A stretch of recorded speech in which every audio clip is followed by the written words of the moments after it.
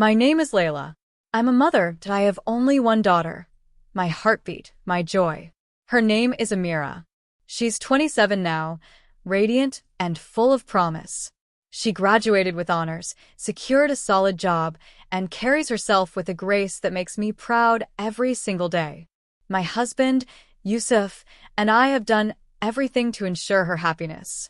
We gave her an apartment, not just as a gift, but as a symbol of our trust and faith in her independence. We hoped she'd build a beautiful life. We dreamed of the day we'd dance at her wedding, hear the giggles of grandchildren in our halls. But today, my heart is drowning in silence, because I've discovered a truth, a bitter, aching truth that is torn through my chest like glass. Amira is seeing a married man. I haven't told Yusuf. His pride in Amira is too deep, too sacred. He often brags about her to our neighbors, his eyes gleaming like a boy's. I can't bear to darken that light in him. But inside me, a storm rages. Why, Amira? You are intelligent, independent, kind, beautiful. Why would you tether your heart to someone who already belongs to someone else? For days, I wandered through our home like a ghost. Her laughter echoed from old memories, tugging at my soul. My hands trembled when I picked up the phone. My heart raced when I looked at her photos. Finally, one quiet afternoon, I asked her to come over. We sat in the living room. The clock ticked loudly, or maybe that was just my heartbeat. Amira, I said softly. I know about him. Her eyes widened, then narrowed. She didn't deny it. It's my life, Mama, she said. It's not your concern. Her voice was colder than I'd ever heard it. My throat tightened. But he's married, I whispered. He has a wife, a home, a family. He loves me. He's leaving her. I flinched. How many times have women heard that promise and waited and withered? No, Habibti. Men like him, they never leave. They speak sugar and spit poison.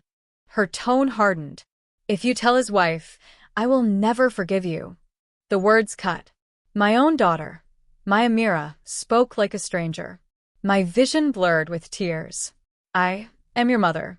I don't want to see you hurt. You're just old-fashioned, she snapped. You don't understand what love is anymore. I cried that night. Not just tears. The kind of crying that shakes your bones and leaves you hollow. I spoke to my best friend, Noor. Her voice was calm, her advice simple. She's grown. Let her learn, even if it breaks her. But how can a mother just watch the fire and not reach into the flames? I prayed.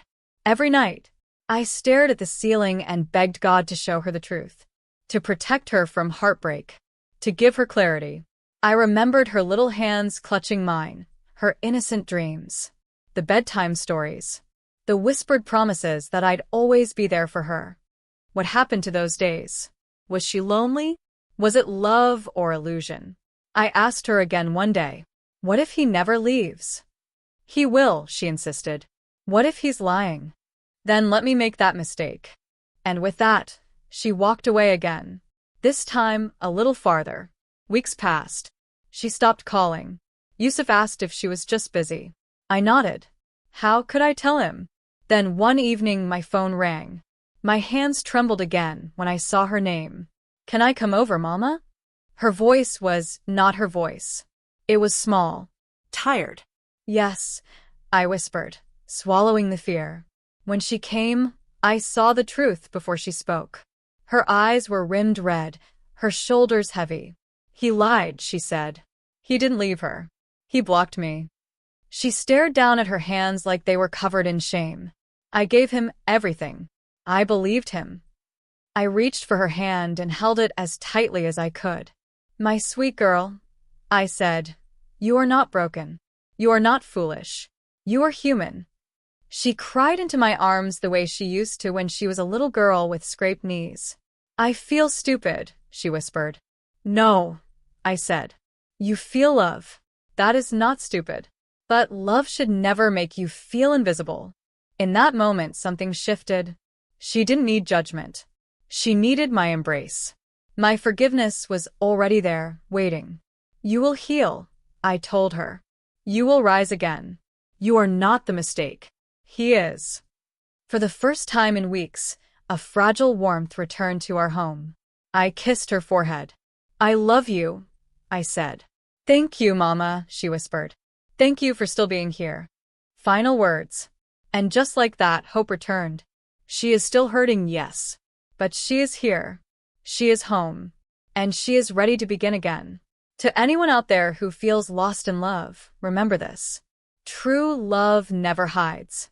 True love does not take what is not freely given. True love honors, uplifts, and stands in the light. If you ever feel yourself sinking, remember, you are not alone. There is always someone who loves you enough to wait in the dark until you find your way back to the light.